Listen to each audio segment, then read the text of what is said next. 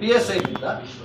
PSI ಇವನು ಹೇಳ್ಕೊಂಡು ಬೀಳ್ತಾ ಈಯಪ್ಪ DYSP ತಗೊಂಡಿದ್ದ. DYSP ಇವ್ರು ಇದ್ದಾರೆ ಇದು ಹೊಡೆಯೋದು ಅಂತ ಹೇಳ್ತಾರೆ.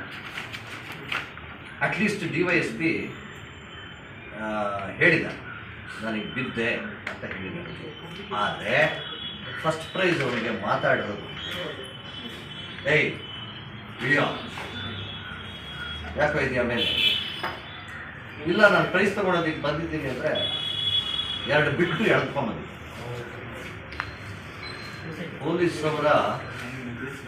ಪೊಲೀಸ್ ಅವರಿಗೆ ಮಾನವೀಯತೆ ಇಲ್ಲವೇ ಇಲ್ಲ ಅನ್ನೋದು ಅನೇಕ ಅಧಿಕಾರಿಗಳಿದ್ದಾರೆ. ಪೊಲೀಸ್ ಅಧಿಕಾರಿಗಳು ಒಳ್ಳೆಯ ಸೌಮ್ಯ ವ್ಯವಸ್ಥಿತವಾಗಿ ನಡೆಸ್ಕೊಂಡು ಹೋಗುವಂಥ ಮಾನವೀಯತೆ ಇರುವಂಥ ಅಧಿಕಾರಿಗಳು ಇವತ್ತು ಇದ್ದಾರೆ ಫೋರ್ಸ್ನಲ್ಲಿ.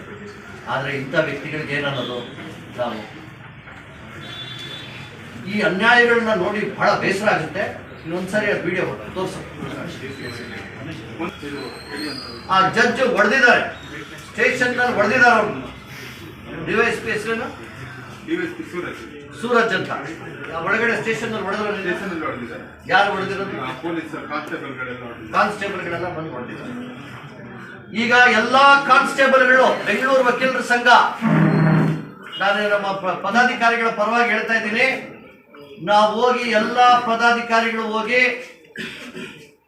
ಈ ಎಂಟೈರ್ ಸ್ಟೇಷನ್ನಲ್ಲಿ ಯಾರ್ಯಾರು ಒದ್ರು ಇವ್ರನ್ನ ಅವ್ರ ಮೇಲೆ FIR ರಿಜಿಸ್ಟರ್ ಮಾಡೋದಕ್ಕೆ ನಾವು ಮಡಿಕೇರಿ ಕೋರ್ಟ್ಗೆ ಹೋಗಿ PCR ಆಗ್ತಾ ಇದ್ದೀವಿ, ಇನ್ಕ್ಲೂಡಿಂಗ್ ಇನ್ಸ್ಪೆಕ್ಟರ್ ಮೇಲೆ.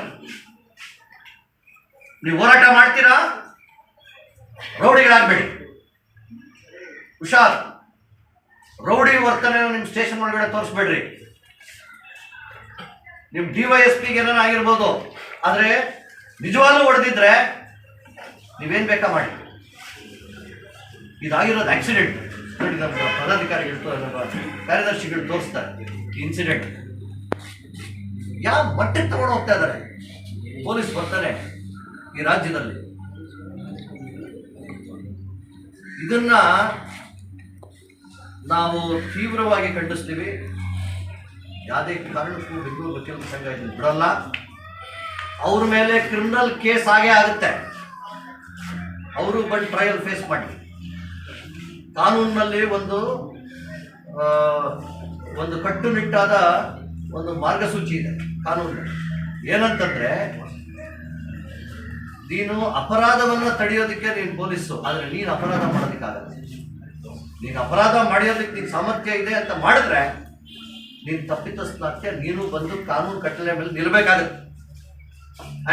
ನಿಂತು ತೋರಿಸ್ತೀವಿ ಇಂಥವ್ರಿಗೆ. ನೀನು ಸಾಮಾನ್ಯ ವ್ಯಕ್ತಿ, ನಿನ್ನ ಡ್ರೆಸ್ನಲ್ಲೂ ನೀನು ಸಾಮಾನ್ಯ ವ್ಯಕ್ತಿ. ನೀನು ಅದು ಇರೋದು ಅಪರಾಧವನ್ನು ನಿಲ್ಲಿಸೋದಕ್ಕೆ, ಅಪರಾಧವನ್ನು ಮಾಡೋದಕ್ಕಲ್ಲ. ಆದ್ದರಿಂದ ಯಾವುದೇ ಉನ್ನತ ವ್ಯಕ್ತಿ ಆಗಲಿ, ಕರ್ನಾಟಕದಲ್ಲಿ ಯಾರೇ ಸಾಮಾನ್ಯ ಮನುಷ್ಯನಿಗಾಗಲಿ, ವಕೀಲರಿಗಾಗಲಿ ಏನೇ ತೊಂದರೆ ಆಗಲಿ, ಪೊಲೀಸವರು ಕಾನೂನನ್ನ ಕೈ ಹಿಡಿದ್ರೆ ಬೆಂಗಳೂರು ವಕೀಲರ ಸಂಘ ಬಂದು ಅವ್ರಿಗೆ ರಕ್ಷಣೆಯನ್ನು ಕೊಡುತ್ತೆ. ಹಾಗೂ ನಾವು ನಿಮ್ಮನ್ನು ಅಪರಾಧಿಗಳನ್ನ ಮಾಡ್ತೀವಿ, ಸಾಕ್ಷ್ಯಾಧಾರಗಳಿದೆ, ಖಂಡಿತವಾಗೂ ಮಾಡ್ತೀವಿ. ಆದ್ದರಿಂದ ಸ್ನೇಹಿತರೆ, ನಮ್ಮ ಕಬ್ಬನ್ ಪಾರ್ಕ್ ಸ್ಟೇಷನ್ನಲ್ಲಿ ಒಬ್ಬ ವ್ಯಕ್ತಿ ದೀಪಕ್ ಅಂತ ಲಾಯರ್ಗೆ ಹಿಂದೆ ಬಹಳಷ್ಟು ಹೊಡೆದ್ರು. ಅದನ್ನು ನಾವು ಪ್ರಶ್ನೆ ಮಾಡಿ PCR ಹೋಗಿ ಹಾಕಿದ್ವಿ. ರಾತ್ರಿ ಎಲ್ಲ ಹೊಡೆದ್ರು. ಪೊಲೀಸರು ಕಾಲಿಗೆ ಬೀಳೋ ಮಾಡಿ ಬೆಂಗಳೂರು ವಕೀಲರ ಸಂಘ ಹೇಳಿದ್ರು, ಅವ್ರನ್ನ ಸಸ್ಪೆಂಡ್ ಮಾಡೋವರೆಗೂ ನಾವು ಮಾಡಲ್ಲ ಅಂತಂದು 1000 ಜನ ಹೊರಟು ವಕೀಲ ಸ್ಟೇಷನ್ಗೆ ಹೋಗೋಷ್ಟೊತ್ತಿಗೆ ಸಸ್ಪೆಂಡ್ ಆಗಿ. ಆದ್ದರಿಂದ ಇವತ್ತು ಪ್ರತಿಭಟನೆ ಮಾಡದೇ ಇದ್ದರೆ ಏನೂ ಸಿಗಲ್ಲ, ಹೋರಾಟಕ್ಕೆ ಇಳಿದೇ ಇದ್ದರೆ ಏನೂ ಸಿಗಲ್ಲ. ಇಂಥ ಅನಿವಾರ್ಯದ ಪರಿಸ್ಥಿತಿ ಸೃಷ್ಟಿಯಾಗಿದೆ. ನಮ್ಮ ಹುಡುಗ ಇನ್ನೊಬ್ಬರು ಪ್ರಶಾಂತ್ ನೆನ್ನೆ ಹೋಗಿ ಒಂದು ಆರ್ಡರ್ ಇರ್ತವಲ್ಲ, ಮನೆ ಒಂದು ಸೈಟ್ಗೆ JCB ತಗೊಂಡೋಗಿ ಹೊಡಿತಾರೆ. ಆ JCB ತಗೊಂಡೋಗಿ ಹೊಡೆದಾಗ DCP ಹತ್ರ ಹೋಗ್ತಾರೆ ಗಿರೀಶ್. ಆ DCP ಗಿರೀಶ್ ಅವರು ಬಹಳ ಅಸಭ್ಯ ವರ್ತಿಸ್ತಾರೆ. ಹೇಳಮ್ಮ 2 ನಿಮಿಷ ಹೇಳಿ. ಸರ್, ಅವರು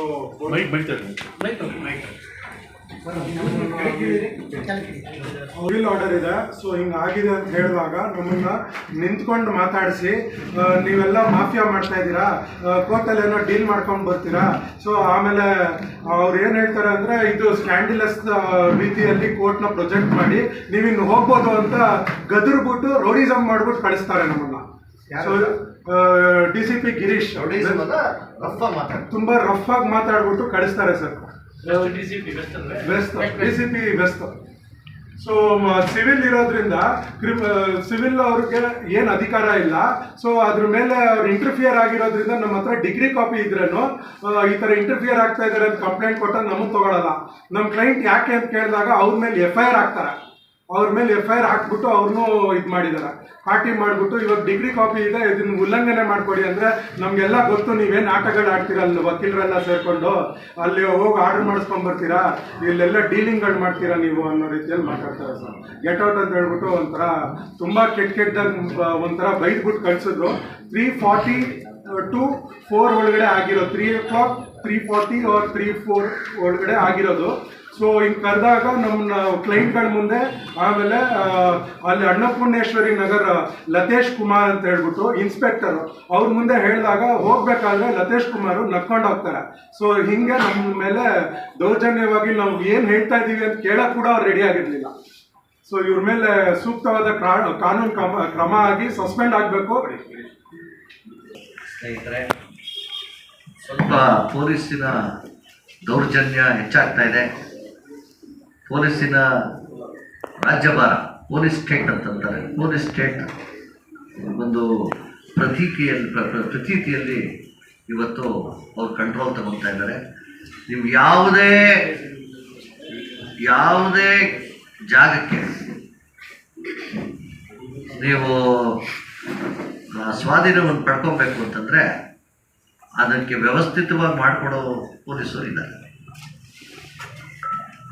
ಸಿವಿಲ್ ಸೂಟ್ ಹಾಕಿ ಡಿಗ್ರಿ ಬೇಕಾಗಿಲ್ಲ, ಅಥವಾ ಕೋರ್ಟ್ ಆರ್ಡರ್ ಬೇಕಾಗಿಲ್ಲ, ಇಂಜಂಕ್ಷನ್ ಬೇಕಾಗಿಲ್ಲ. ಒಂದು ವೇಳೆ ಅದೊಂದು ಕಾಲ ಇತ್ತು, ಏನೂ ಇಲ್ಲದ್ರೆ ಹೋಗಿ ಕಬ್ಜೆ ಮಾಡೋದು.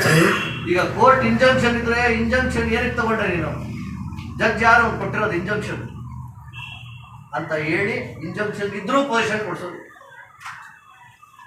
ಇಂಥ ಪರಿಸ್ಥಿತಿಗಳನ್ನ ನಾವು ನೋಡ್ತಾ ಇದ್ದೀವಿ. ಇಂಥ ಪರಿಸ್ಥಿತಿಗಳನ್ನ ರಾಜ್ಯ ಸರ್ಕಾರ